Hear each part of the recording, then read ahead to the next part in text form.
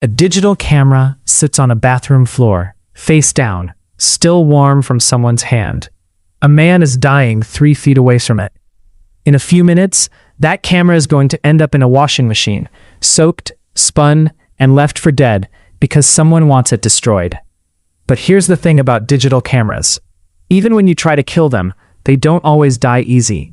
That camera is about to become the single piece of evidence that puts a woman behind bars for the rest of her life. But 3 years earlier, this same woman baptized herself into a religion she didn't believe in, just to keep this man's attention. She converted for him. She moved states for him. She broke into his house through the dog door for him. And in the end, she made sure no other woman would ever have him. This is the story of Jodi and Travis. If you're new here, hit subscribe and turn on notifications, because by the end of this video, you're going to want to see exactly how this unraveled. Rewind to 2006. Jodi is 25 years old, living in California, working a normal job, and by most accounts, from people who knew her, she wants one thing badly: a relationship. Not casual, not situationship. A real boyfriend, someone to build a life with. She gets sent to a work conference in Las Vegas. Standard corporate stuff. Lanyards, hotel ballrooms, bad coffee. Except this particular conference comes with a plot twist, because that's where she meets Travis.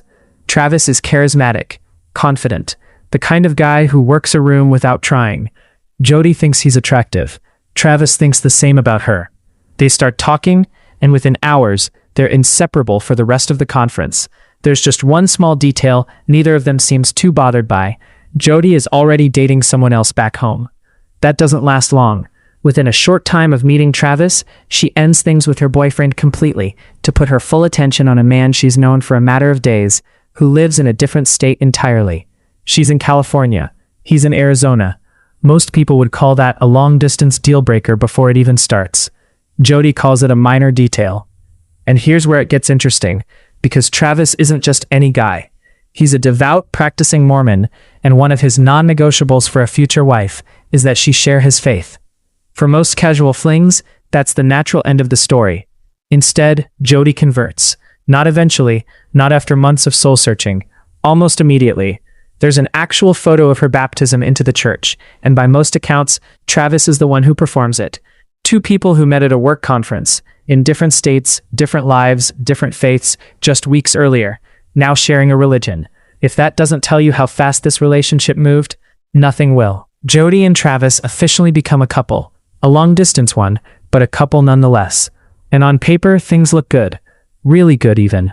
They're on the phone constantly. They travel to see each other whenever they can. They do all the things new couples do when they're trying to close the distance between 2 states. Except their connection isn't just emotional. By multiple accounts that later came out, their physical relationship is intense, frequent, impulsive, even a car included.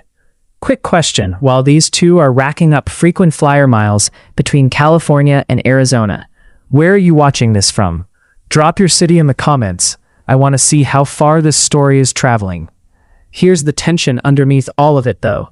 Travis is a practicing Mormon. In his faith, sex outside of marriage isn't just discouraged, it's considered a serious sin. And by his own admission to people close to him, that guilt weighs on him, heavily. But guilt doesn't stop what's already in motion. The relationship continues, passionate, secretive, and increasingly complicated by the gap between what Travis believes and what he's actually doing. Meanwhile, something else is starting to surface, something quieter, but far more telling. Travis has friends, good ones, and these friends start noticing things about Jodi that don't sit right with them. Nothing they can necessarily prove yet, just a feeling.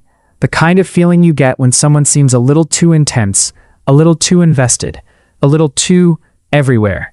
They start warning Travis. He doesn't listen. Not yet. Here's where the relationship stops looking like a whirlwind romance and starts looking like something else entirely.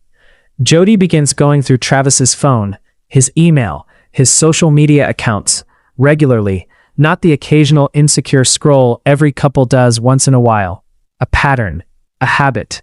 It escalates from there. She starts showing up in places she has no reason to be, waiting outside bathroom doors when he steps away just to see if he's making a phone call to someone else. tracking not just what he's doing, but who he might be talking to in real time in his own house. And through all of this, Travis stays. He even buys her a gift, a shirt and short set for Valentine's Day, with his own name printed across it. Travis Alexander, something you'd wear to claim ownership, or to be. If you're getting an uneasy feeling right now, you're not alone. Hit that like button right now, because it genuinely helps more people see stories like this one. And trust me, it's about to get worse. By early 27, the relationship is only 4 or 5 months old. 4 or 5 months, that's it. And in that short window, the pattern has already formed. Intense passion, followed by intense control. Then, Jodi finds something on his phone. Messages between Travis and other women. Now, Travis has never hidden the fact that he's flirtatious. That's not new information to her. But this time, something about it crosses a line she can't ignore. And the relationship, at least officially, ends.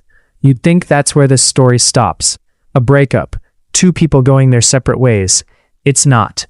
Instead of putting distance between them, Jodi closes it. She packs up her entire life in California and moves to Arizona, not into Travis's house, but close enough that she's just minutes away from him. A permanent move built entirely around staying near a man she just broke up with. And it doesn't stop at proximity. She starts cleaning his house. For money, Travis pays his ex-girlfriend to vacuum his living room and do his laundry, and somehow that becomes a normal part of their new broken-up dynamic. They're not together, but they're still sleeping together.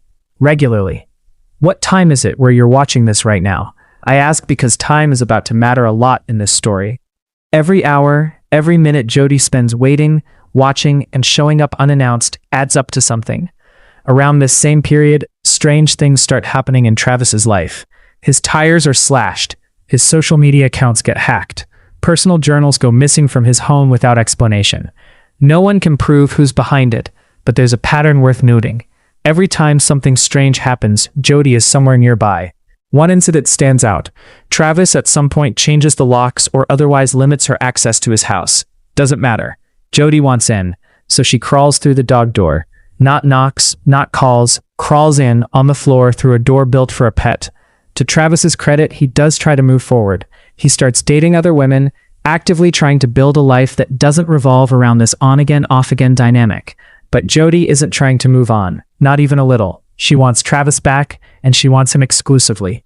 Eventually, Jodi moves again, this time back to California, to live with her grandparents. Distance-wise, she's out of his daily orbit. Emotionally, she's never left. The calls continue. The social media stalking continues. The occasional late-night phone calls continue too. And then, in 2008, Travis meets someone new. Someone he actually likes. That's when everything changes. Travis works a corporate job that once a year sends top performers on an all-expenses-paid trip. This particular year, the destination is Cancun, Mexico. Employees are allowed to bring a guest. Travis doesn't invite Jodi. He invites the new woman. Before we go further, comment below. At what point in this story would you have seen the warning signs? I want to know where you'd have drawn the line. By most accounts from the trial that would later follow, Jodi finds out about the trip and is furious. Not upset in a passing way. Furious in a way that leads to action. She drives to her grandparents' house and takes a pistol from their home. Days before Travis is set to leave for Cancun, she packs that gun into her bag. Then she shows up at his house, unannounced, like she's done many times before. It's worth noting, Travis and the new woman have reportedly decided to keep their trip strictly platonic. They're going as friends, nothing more. Whether Jodi knows this detail, or whether it would have mattered to her even if she did, is something we'll likely never know for certain. Travis lets her in anyway. They spend time together. The old dynamic resurfaces. The two of them end up intimate again, just like countless times before. Travis has recently gotten a new digital camera, and in the moment they decide to take photos of each other. Some in the bedroom, some in the shower. Ordinary in the context of their relationship's history. Except this time, prosecutors would later argue, something shifts in Jodi. This is the moment, according to the case built against her, that she decides no other woman is ever going to have Travis. We're not going to walk you through every graphic detail of what happens next, but here's what the investigation and trial established as fact. Travis is stabbed nearly 30 times, his throat is cut, He's shot in the head. And somewhere during all of it, whether by accident or design, investigators were never entirely sure.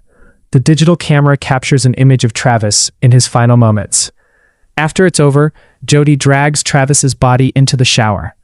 Investigators would later theorize this was an attempt to clean the scene, to wash away evidence, maybe to buy time.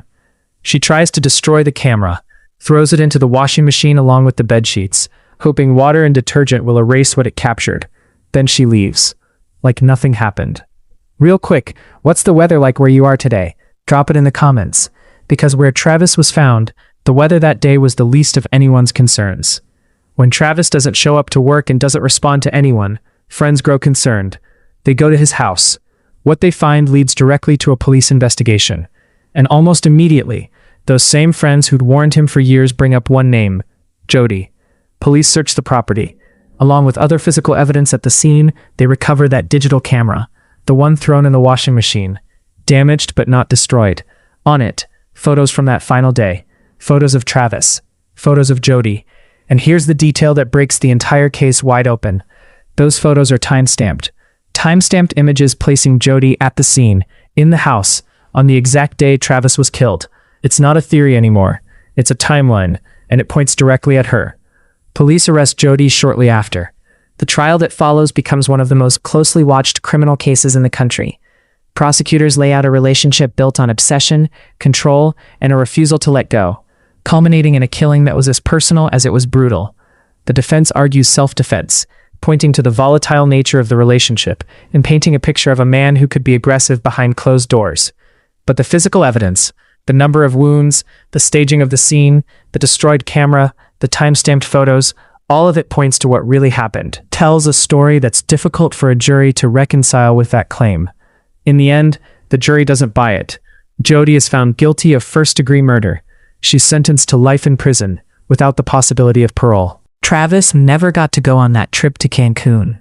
He never got to see whether things worked out with the new woman he liked.